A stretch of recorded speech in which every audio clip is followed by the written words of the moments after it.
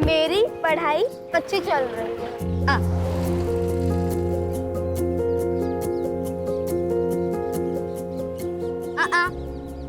ताई please chocolate खानी है। ताई प्लीज ना, चॉकलेट चाहिए मुझे।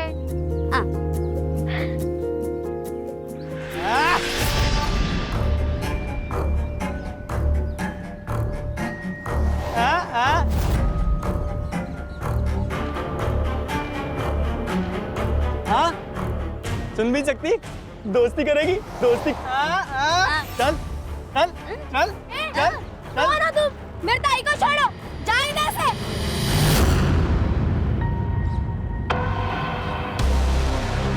ए, अपनी मम्मी को जाके बोल दे तेरी ताई शाम को आएगी। चल ताई, चल ताई। खबरदार अगर इन लड़कियों के आसपास भी देखा मैंने तुम्हें तो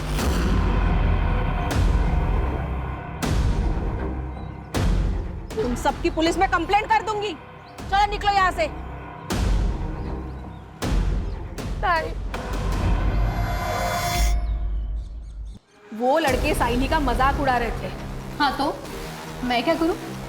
तुम्हें पता है हमारी जिंदगी ना बहुत अच्छी हो सकती थी अगर ये मनहूस हमारी जिंदगी में ना होती।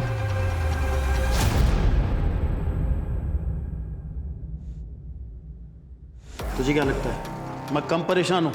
कितना अच्छा होता अगर पैदा होते ही मर जाती या अपनी मां के साथ मर जाती।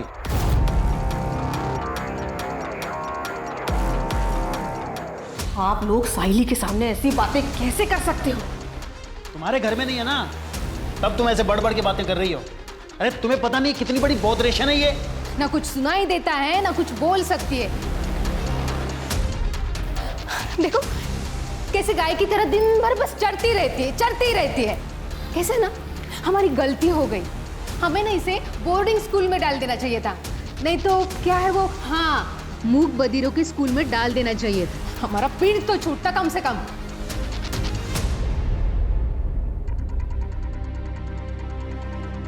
आप लोग ऐसी बातें कैसे कर सकते हो? आप जानते हो वो एक स्पेशल चाइल्ड है। अरे बिना परिवार के परेशान हो जाएगी वो लड़की।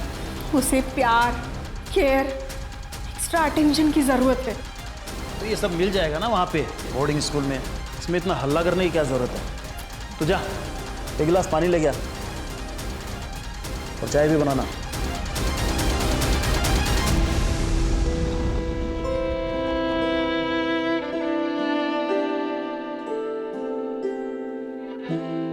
मम्मी पापा तुझे दूर भेजने चाहते। हाँ हाँ हाँ हाँ हाँ हाँ।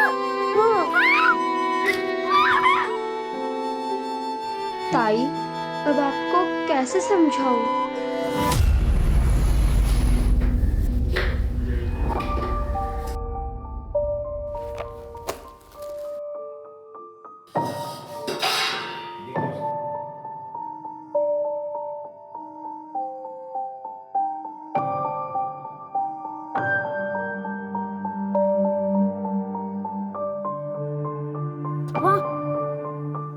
इतनी गरम खिचड़ी कैसे खाएंगे?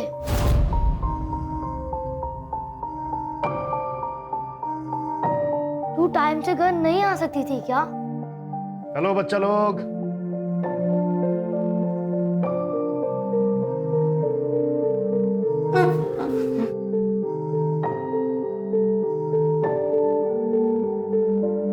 रोहिणी 3-4 घरों में झाड़ू, पोछा, कुटके का काम करती है ताकि उन पैसों से तुम्हें खिला पिला सके और स्कूल भेज सके।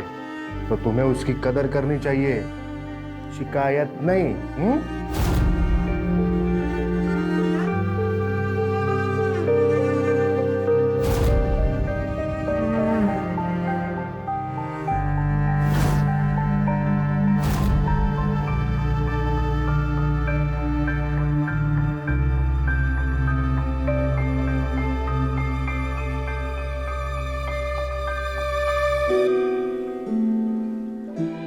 रोहिणी कह रही है कि उसे आने में लेट हुआ इसलिए उसे बुरा लग रहा है, पर पवार साहब की बीवी ने उसे एक्स्ट्रा काम दे दिया था जिसके उसे एक्स्ट्रा पैसे भी मिले। और उसी पैसों से वो अपने भाइयों के लिए नए कपड़े भी खरीदेगी। यस।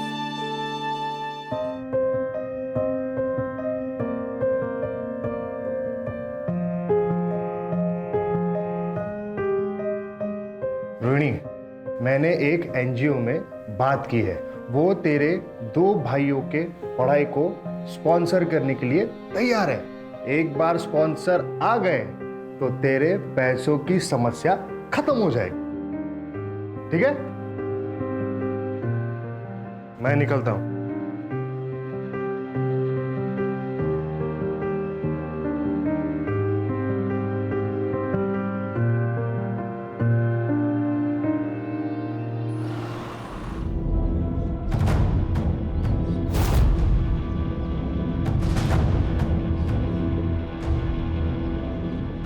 नमस्कार वहिनी.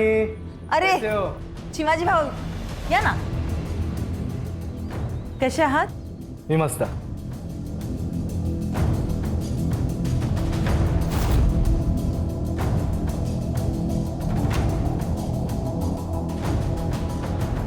तुम्ही बसा ना, चाय पानी घ्या, मैं इनको बुला के लेके आती हूँ. हो.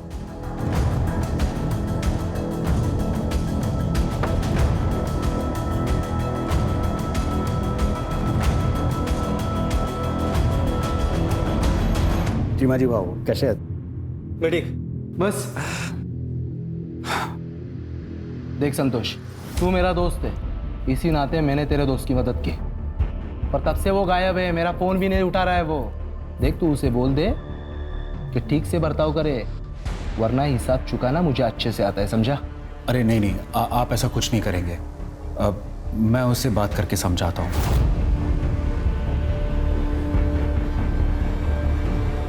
पवार साहब आ गए. नमस्ते. नमस्कार पवार साहब. नमस्कार नमस्कार. चले.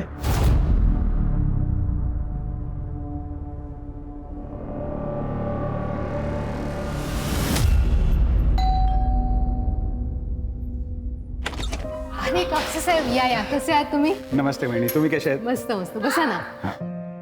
मन्या, ए चल.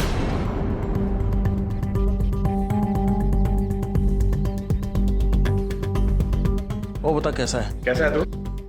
बड़ा सरदर्द है यार, पता नहीं कब पीछा छूटेगा इससे. तेरे प्रॉब्लम का सोल्यूशन है मेरे पास. जरा बाहर आ. आता हूँ.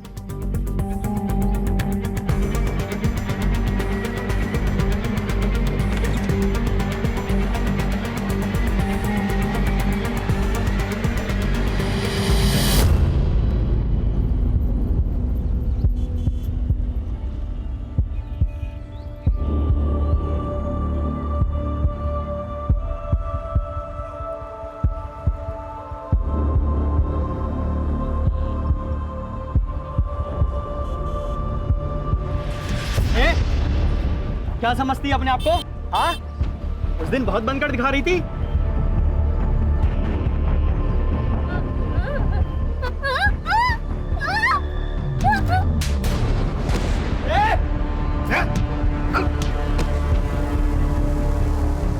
शर्म नहीं आई तुम लोगों को ऐसी घटिया हरकत करते हुए?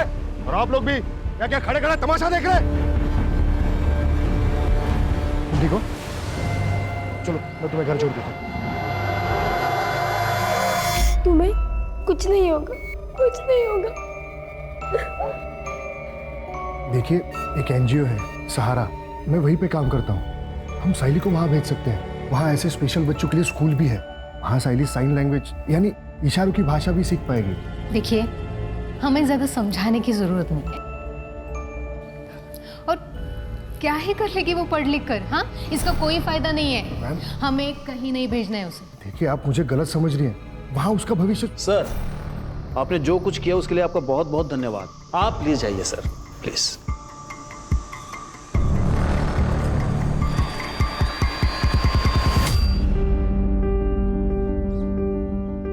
ताई, आज हमारे लिए क्या लेकर आओगी? पवार मैडम तीर्थ यात्रा पे गई है. जब वो वापस आएगी तब ताई को काम का एक्स्ट्रा पैसा मिलेगा, तभी ताई हमारे लिए कुछ खरीद पाएगी. वाह, कैंडी!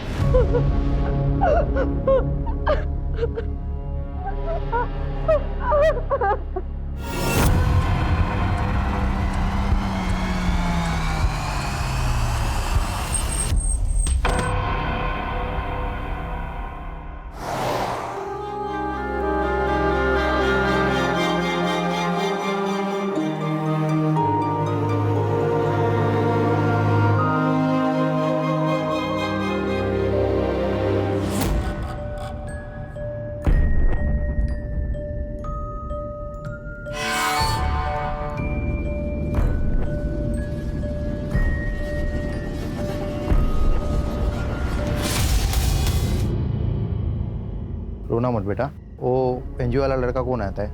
केदार दादा। उसको फोन लगा, शायद उसको मालूम रहेगा तुम्हारी ताई कहाँ है।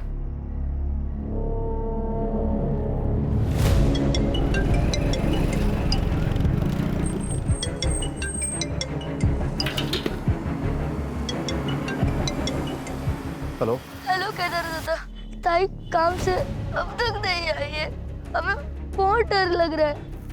और मैं तो अभी पुणे के बाहर हूँ। अच्छा रुको, मैं जल्द से जल्द वहां आता हूँ, ठीक है? ठीक है। ये दोनों रोहिणी के भाई हैं और ये रोहिणी सुन बोल नहीं सकती है। जी लेकिन तब तक इन दोनों का क्या, इनकी देखभाल कौन करेगा? सर, मैं ही इन्हें एनजीओ के ऑफिस में लाया था, मैं ही देखभाल करूंगा सर इनकी। ठीक है, आप लोग टेंशन मत लो, हम आपकी बहन को जल्दी से जल्दी ढूंढ देंगे, ठीक है? ये रोहिणी जहाँ जहाँ काम करती थी उन सभी घरों में जाके पता करो, और जहाँ रहती थी वहाँ भी जाके पता करो। Okay sir. Yes sir. Rohini कल काम पे आई नहीं थे साहब। और ये पवार साहब? पवार साहब तो कुछ दिनों पहले कैंपेन चले गए, और मृदुला मैडम 2 दिन पहले ही वैष्णो देवी गई। उन लोगों ने सब रोहिणी को कॉल किया था। रोहिणी का भाई उसके लिए फ़ोन पे बात करता था, लेकिन रोहिणी के भाई ने भी फ़ोन नहीं उठाया साहब। रोहिणी बहुत मेहनती लड़की थी, काम भी बहुत अच्छा करती थी और अपने भाइयों से बहुत ज़्यादा प्यार भी करती। एक माँ की तरह संभाला उसने अपने भाइयों को।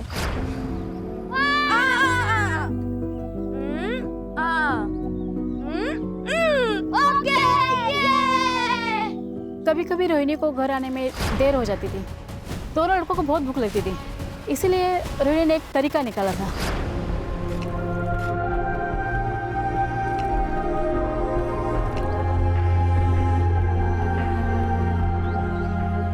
मतलब ये रोहिणी हर तरीके से परफेक्ट है, फिर भी कोई बॉयफ्रेंड या और कोई बात?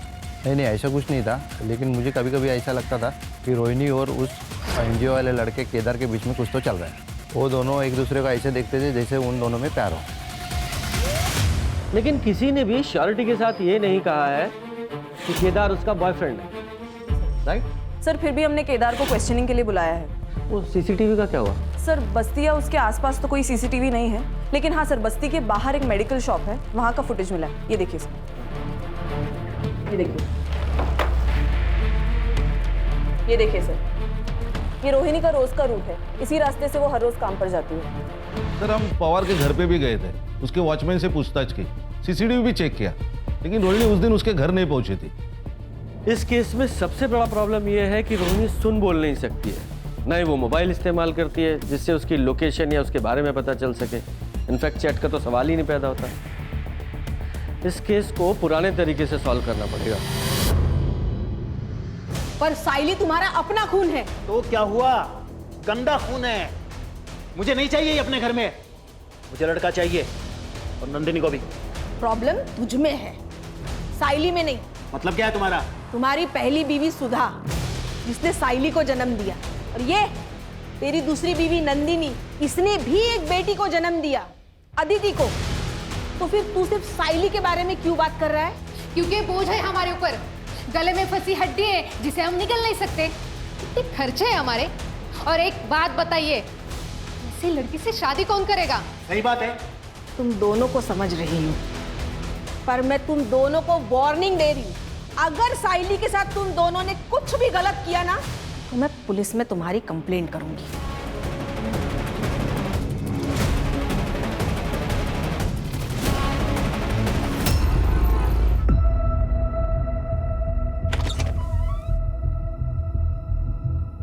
कहाँ है तेरा बाप?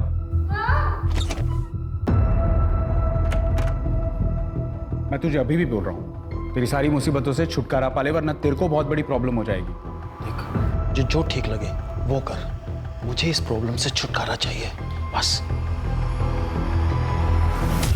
नहीं सर, मेरे और रोहिणी के बीच कोई रोमांटिक रिलेशन नहीं था। लेकिन पड़ोसियों ने तो तुम्हें रोहिणी का हाथ पकड़े हुए देखा था। सर, उन्हें कोई गलतफहमी हुई होगी। मैं तो बस उसे इमोशनल सपोर्ट देने की कोशिश कर रहा था, क्योंकि मुझे पता है सर, जो लोग बोल और सुन नहीं सकते वो खुद को दुनिया में अकेला महसूस करते हैं। अच्छा, भाई साहब तो बहुत होशियार है। क्या पीएचडी की है सब मामलों में? नहीं सर, एक्चुअली मेरे आई बाबा बोल और सुन नहीं सकते, मूक बधिर है, और अकेला ही होने के नाते मैंने बचपन से देखा है कि ऐसे लोगों को बहुत दिक्कत होती है। इसलिए सर मैंने बचपन में ही सोच लिया था कि मैं ऐसे लोगों के लिए कुछ करूँगा। इसलिए सर मैंने एनजीओ ज्वाइन किया। तो मैं रोहिणी को कैसे तकलीफ पहुँचा सकता हूँ सर? वो तो बहुत यकीन करती थी मुझ पर। भले ही मैंने पिछले 2 साल में कुछ खास नहीं किया उसके लिए, पर सर मेरी उस पर कभी गलत नज़र नहीं गई। Trust me sir. ठीक है, फिलहाल के लिए ट्रस्ट कर लेते हैं, जा सकते हो, लेकिन रोहिणी की अगर कोई खबर मिले तो तुरंत हमें बताना। Okay sir.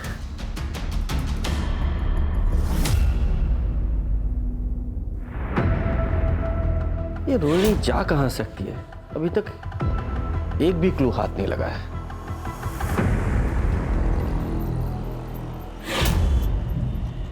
सॉरी, मुझे माफ कर दो। ये लो, तुम्हारे लिए। तुम्हें ये गुलाब और चाहिए? ये गुलाब वहां पर बहुत सारे हैं। चलें? चल आ, चल चल। ए, तू रुक क्यों गई? चल। अरे आगे मिलेगा, आगे चल। अरे रुक, सुन तो, अरे चल ना, सुन।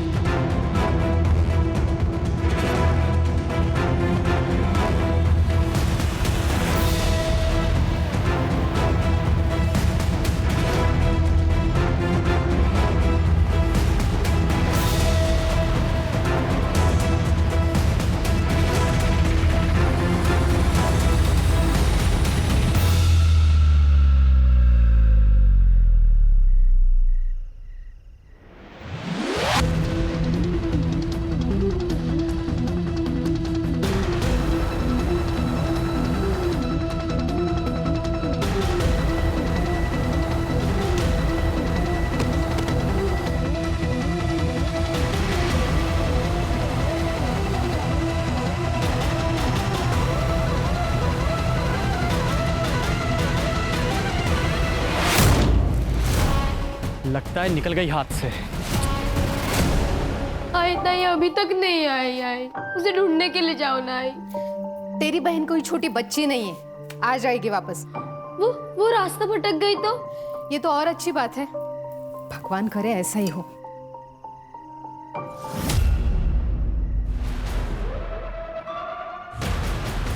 नहीं मिली।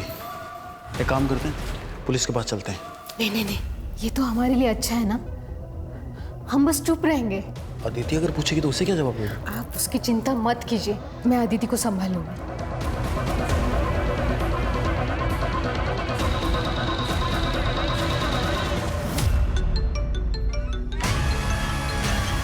अदिति? हाँ अदिति बेटा।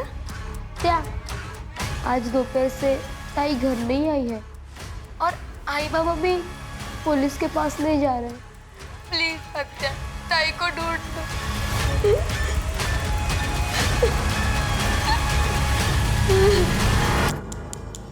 ये सायली 16 साल की है, एलिमुक बधिर है। होय साहब, मुझे शक है कि मेरे भाई और उसकी बीवी ने इसे गायब किया है। वो दोनों इससे नफरत करते थे। साहब जल्द से जल्द इसको ढूंढ निकालिए। हाँ बिल्कुल, ज़रूर। अच्छा, सायली की पूरी डिटेल्स ले लो, जाइए आप। जी सर, आइए।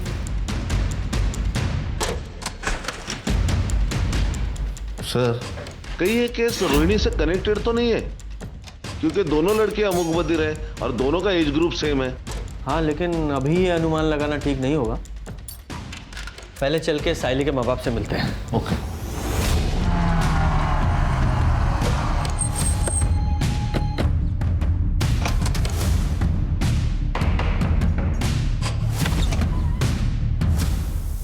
आप लोगों की मीटिंग मिसिंग है? हाँ सर, वो कल शाम से घर नहीं आई है। उसे ढूंढ दो, वो बहुत बोली है, बोल और सुन नहीं सकती। आदित्य बेटा चल, तू अंदर चल, हम लोग बात कर रहे हैं ना। के शांत होइए। अब बेटा इधर आ। अरे अरे सर चिंता की ऐसी कोई बात नहीं है, वो मेरी बहन के यहाँ गई होगी सर, हम उसको फ़ोन करने वाले ही थे। ओ भाई साहब, आपके बहन ने ही थाने में कंप्लेंट लिखवाई है।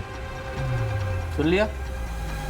अब सीधे सीधे बताइए पूरी बात क्या है, वरना सीधे पुलिस स्टेशन में ले जाके बंद कर दूंगा। और तुम्हारी बहन ने सब कुछ बताया हमें। ये सच है कि मैं साइली को यहाँ से दूर बोर्डिंग स्कूल में भेजना चाहता था, लेकिन इसका मतलब ये थोड़ी है कि उसके गायब होने में मेरा हाथ है सर। अच्छा, उसे कोई परेशान कर रहा था? हाँ, वो लड़का है ना मंदार। अपनी मम्मी को जाके बोल दे तेरी ताई शाम को आएगी। चल ताई, चल। ताई को आते ने एक बार मदद की थी और एक बार केदार दादा ने भी। ये केदार एनजीओ में काम करता है वही ना? ताई को तो उसने ऐसे ही बताया था कि वो एनजीओ में काम करता है। ठीक है बेटा, आपकी दीदी को हम जल्दी ढूंढ देंगे, हैं? बच्ची का ख्याल रखना। खान, ये साइली के माँ बाप की कुंडली निकालो और खासकर इस मनिया की, और ये मंदार, उसकी भी इंफॉर्मेशन निकालो। Okay sir. सुधा तो देवी थी देवी, साइली उसी के ऊपर गई है। बहुत ही प्यारी और हंसमुख बच्ची है। सर मन्या कोई सीधा साधा या शरीफ आदमी नहीं था, धंधे में नुकसान करा के बैठा था और लोगों से कर्जे भी ले रखे थे। मुझे तो अदिति और साइली की बॉन्डिंग देख के बहुत जलन होती थी, ऐसा लगता था मेरी भी कोई बहन होनी चाहिए। इतना प्यार था वो दोनों में। कल रात को मैंने साइली को एक लड़के के साथ जाते हुए देखा, मंदार नाम है उसका। तो मंदार का फोन बंद आ रहा है? हाँ सर, और ये मंदार उसके घर पर भी नहीं। उसके पेरेंट्स ने कहा 1 हफ्ते से गायब है। 1 हफ्ते से लड़का गायब है और माँ बाप को चिंता ही नहीं है कि कहाँ चला गया।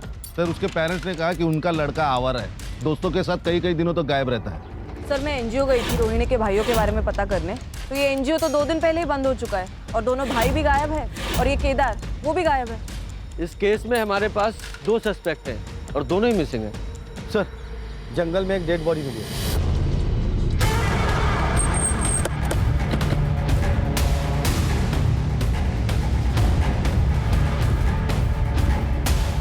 सर मल्टीपल स्टैब वुंड्स है और लगता है इसके साथ रेप भी हुआ है। अच्छा, बॉडी को पोस्टमार्टम के लिए भेजो। Yes sir. हाँ, अगर ये दोनों केस कनेक्टेड है तो साइली भी खतरे में।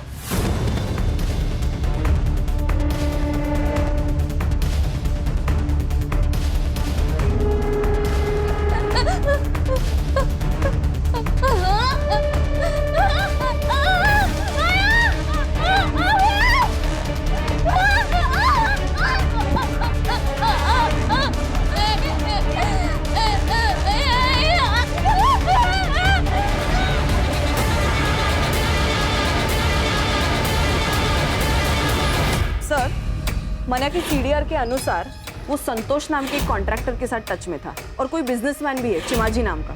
इन सबसे बात करनी पड़ेगी, हो सकता है कोई जानकारी हासिल हो। जी सर।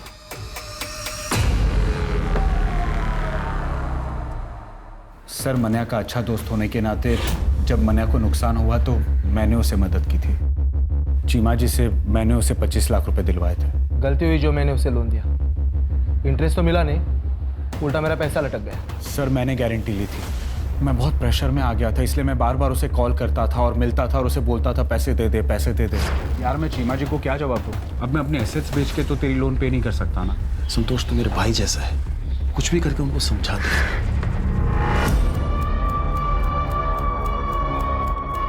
खान, इन लोगों के पास मोटिव तो है साइली को उठाने का, ताकि मनिया पैसे वापस कर सके। नजर रखना इन दोनों पे। सर ये केदार का फोन अभी अभी स्विच ऑन हुआ है हाईवे के पास। चलो। ये मोबाइल कहाँ से मिला? सब रास्ते में गिरा हुआ था, मैंने उठा लिया। चलो दिखाओ वो जगह। सब यहाँ मिला हुआ था।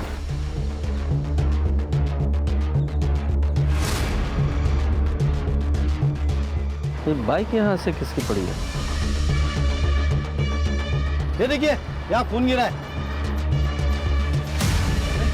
इस ब्लड का सैंपल लो और लैब में भेजो। सर हाँ सर, इस बाइक की डिटेल निकालो। सर आरटीओ से इंफॉर्मेशन मिली है कि बाइक केदार की है। और जिस तरीके से केदार की बाइक हमें रोड के किनारे पड़ी मिली, ऐसा लगता है कि जब वो सायली या रोहिणी जिस किसी के साथ भी भाग रहा था उसका एक्सीडेंट हो गया। हमें रोहिणी की बॉडी भी वहीं मिली जहां ये केदार की बाइक मिली थी। और ये भी हो सकता है कि सायली के गायब होने में भी केदार का हाथ हो। ये मंदार का क्या हुआ? नहीं सर, अभी भी ढूंढ रहे उसे। सर एक और बात, नंदिनी की सीडीआर से एक बात पता चली है कि नंदिनी संतोष के साथ टच में थी। इनफैक्ट सर कुछ महीनों से उसकी लोकेशन भी संतोष के घर के आसपास थी। नहीं तो मैं क्यों संतोष के घर जाऊंगी? हाँ, बस 1-2 बार गई थी, वो भी मना के काम से। अच्छा, नहीं मुझे तो पता चला कि पिछले 2 महीने में 15 बार तुम वहाँ गई थी। ठीक है, कोई बात नहीं, मैंने से ही पूछ लेती हूँ। वही मुझे बता दे शायद तुम वहाँ क्यों गई थी। मैडम, वो मेरा और संतोष का अफेयर चल रहा है।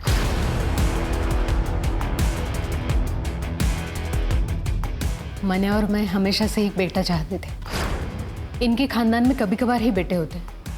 मन्या के बड़े भाई जो औरंगाबाद में रहते हैं, उनकी भी 3 लड़कियां हैं, लेकिन संतोष के 2 बेटे हैं जो बोर्डिंग स्कूल में पढ़ते हैं, और उसका बड़ा भाई, उसे भी 2 बेटे हैं।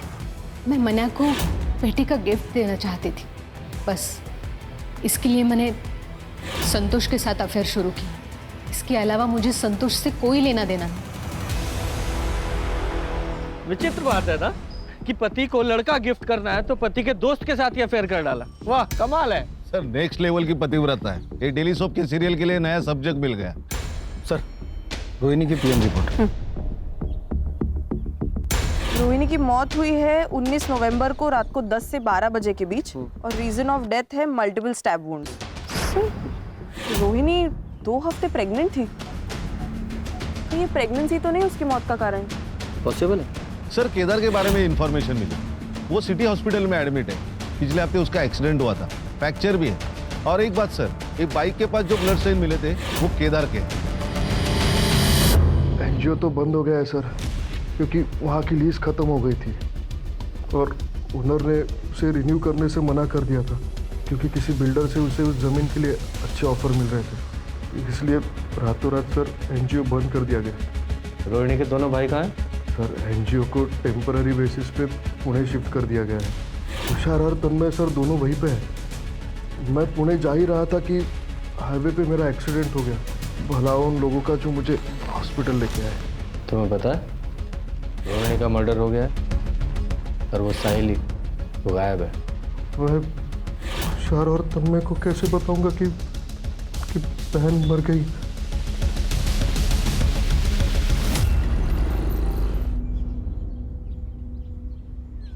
आलिस, कैसा रहा सफर? बहुत अच्छा। रोहिणी कहाँ है? आज आई नहीं क्या? रोहिणी तो तब से काम पे नहीं आ रही है जब से तुम वैष्णो देवी गई हो। पर अब तो पुलिस को उसकी लाश भी मिली है। क्या? पुलिस ने बताया कि रोहिणी का रेप और मर्डर हुआ है। ये तो बहुत बुरा हुआ अविनाश। आप किसी भी हाल में उसके कातिल को ढूंढवाओ और उसे सजा दिलाओ। अपने पूरे पावर का इस्तेमाल करो और उस बेचारी को इंसाफ दिलाओ। पुलिस जांच कर रही है, एक बार उसे पकड़ ले, फिर मैं पूरी कोशिश करूंगा उसे जल्द से जल्द सजा दिलाने की। सर केदार सच बोल रहा था। पुणे पुलिस ने भी कंफर्म किया है कि एनजीओ टेम्पररी बेसिस के लिए वहां शिफ्ट हो गया और रोहिणी के दोनों भाई तुषार और तन्मय भी वहीं पर थे। Thank God.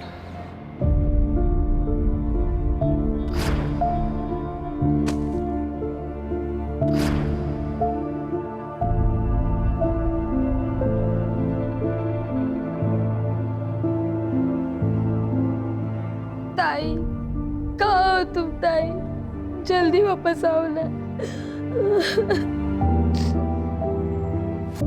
सर ये मंदार का फोन मार्केट में बंद हुआ था। ये मंदार के फोन में 2 सिम कार्ड थे, जिसमें से एक सिम कार्ड हमें उसके घर से मिला था।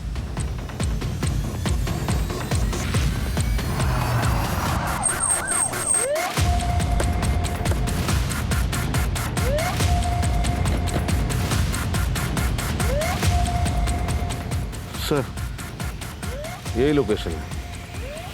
जरा चेक करो। जी सर।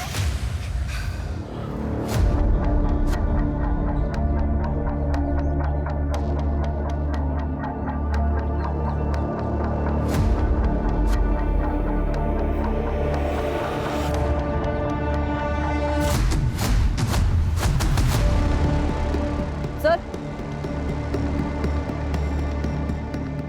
ईयरिंग है और इस पर ब्लड के ट्रेसेस है सर। कलेक्ट करो और लैब में भिजवाओ। जी सर। खान, ये ईयरिंग्स पे लगे ब्लड को रोहिणी और साइली दोनों के ब्लड से मैच कराओ और लैब में भेजने से पहले इस साइली के पेरेंट्स को भी दिखाना। Okay sir. और चेक करो आसपास कोई सीसीटीवी है क्या, अगर है तो उसकी फुटेज निकलवाओ। Okay sir.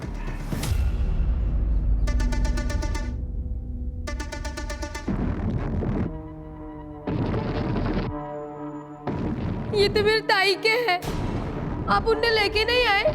कहाँ है मेरे ताई? बेटा हम साइली को जल्द से जल्द ढूंढ लेंगे। प्रॉमिस? प्रॉमिस। सर, वो जो ईयरिंग्स पे ब्लड मिला था वो रोहिणी और साइली दोनों के ब्लड से मैच नहीं होता। और हाँ सर, वो जो ब्लड हमें रास्ते पर मिला था उसके आसपास का सीसीटीवी हमने चेक किया तो उसमें एक गाड़ी नजर आ रही है जिसमें एक लड़की लेटी हुई है। उसका चेहरा तो क्लियरली दिख नहीं रहा और सर गाड़ी का नंबर भी क्लियरली नहीं दिख रहा। उस पूरे एरिया को फिर से चेक करते हैं।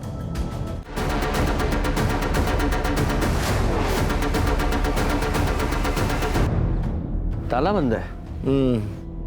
साढ़े ताला तोड़ो।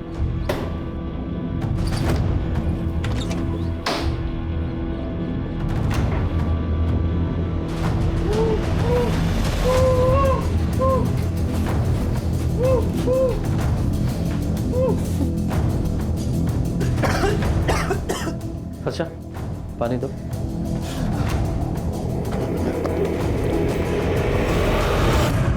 तुझे यहाँ किसने बांध के रखा है? उस रात जब मैं साइनी के साथ था तो मुझे किडनैप कर लिया गया।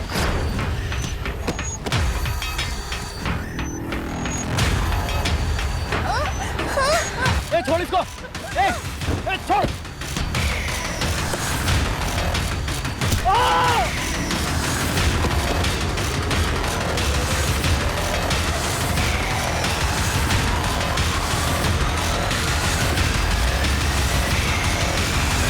और जब मेरी आँख खुली तो मैं यहाँ था।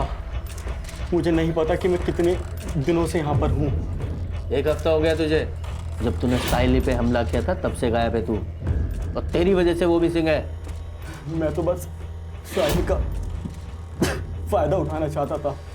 उसकी वजह से मुझे आरती और केदार ने थप्पड़ मारा, लेकिन सच में मुझे नहीं पता कि साइली कहाँ है। तुझे उस कार का नंबर याद है?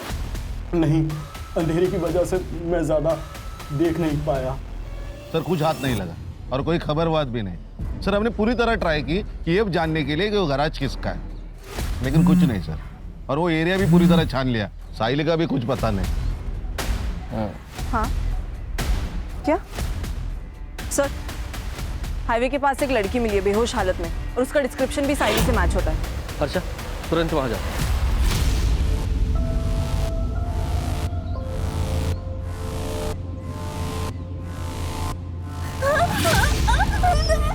बेटा डरो मत, हम पुलिस है। क्या हुआ तुम्हारे साथ बता।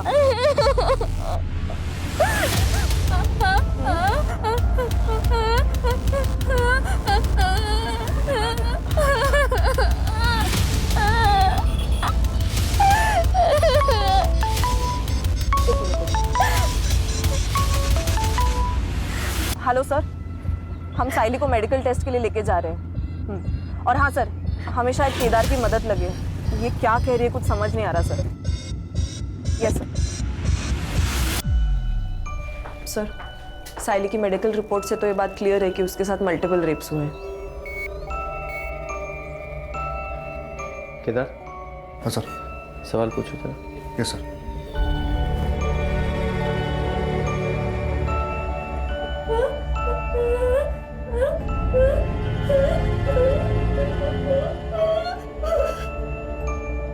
सर मैं कुछ समझ नहीं पा रहा हूँ। ये प्रॉपर साइंस यूज नहीं कर रही है। ये रोहिणी की तरह स्पेशल स्कूल गई नहीं है ना। तो फिर कौन है जो इसकी भाषा समझ सकता है? सर मुझे पता है कि हमारी मदद कौन कर सकता है।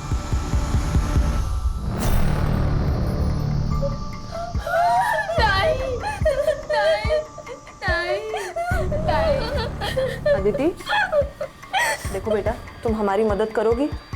तुम्हारी ताई क्या कहना चाह रही है हमें बताओगी प्लीज? ताकि हम उसके असली गुनहगारों को पकड़ सके। पूछो उसे क्या हुआ था। क्या हुआ था? ताई कह रही है कि वो एक छोटी सी गंदी सी जगह पे थी, वहाँ बहुत अंधेरा था और एक चारपाई थी और वहाँ 3 आदमी थे। बाद में क्या हुआ, वो 3 आदमी ताई के साथ बहुत गंदा काम करते थे और कल उस चौथे आदमी ने ताई को छोड़ दिया और कहा भाग जाओ। ताई भागी भागी बहुत भागी और भागते भागते बेहोश हो गई। बेटा जरा अपनी ताई से पूछो कि उस चौथे आदमी का चेहरा याद है क्या?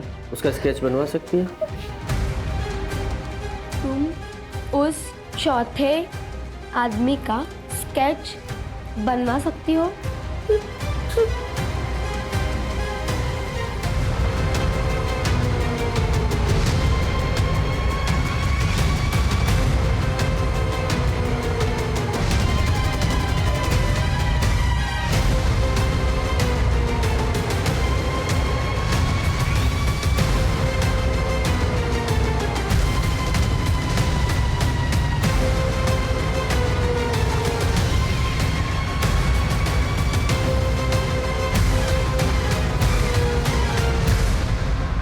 ये स्केचेस, ये संतोष कापसे, चिमाजी गांवकर, अविनाश पवार और ये चौथा आदमी सर। बबलू, ये संतोष का ड्राइवर कम सर्वेंट। इन चारों को उठा के लाओ अभी के अभी। तुम चारों खुद से बोलना शुरू करोगे या हम अपने तरीके से को बुलवाएं? बोलो।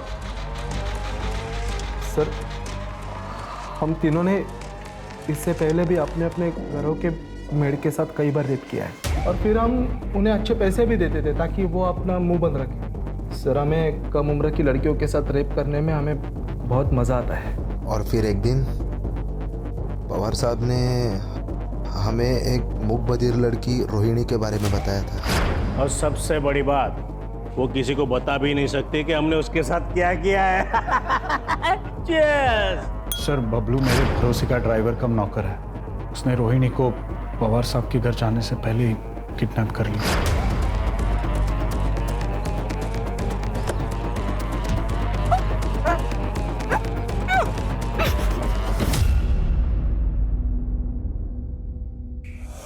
वो रोहिणी को मेरे फार्म हाउस पर लेके आया और हम तीनों ने उसका रेप किया।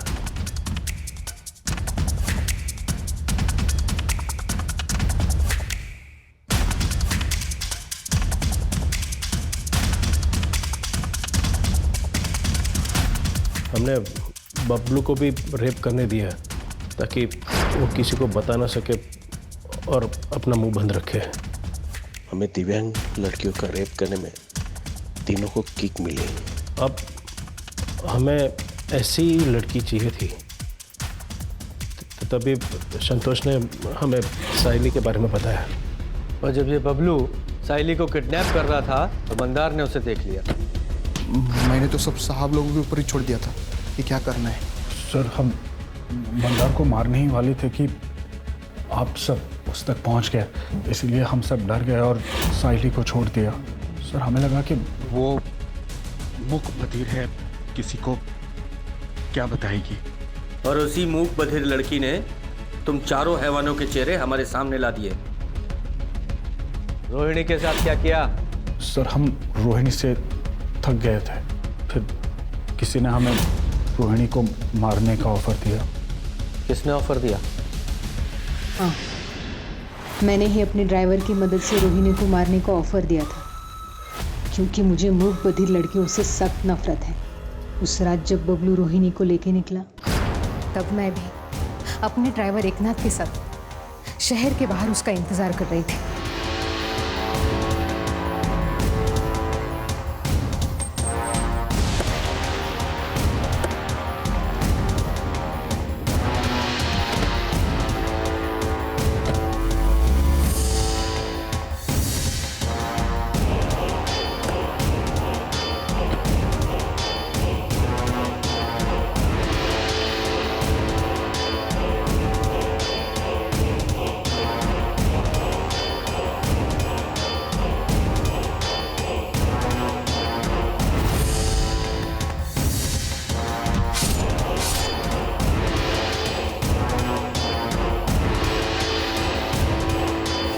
मैं तो चिमा जी को खुश करना चाहती थी ताकि वो मेरे और मन्या के खिलाफ कोई लीगल एक्शन ना ले, क्योंकि मन्या ने उनका पैसा नहीं लौटाया था, वरना हम घर बार सब कुछ खो देते थे।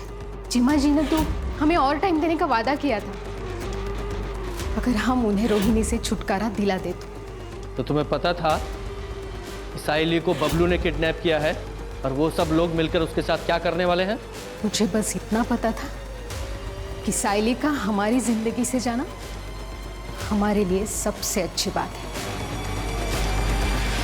सर, केदार का जो एनजीओ है सहारा, उसे अब एक नई जगह मिल गई है, साइली का घर।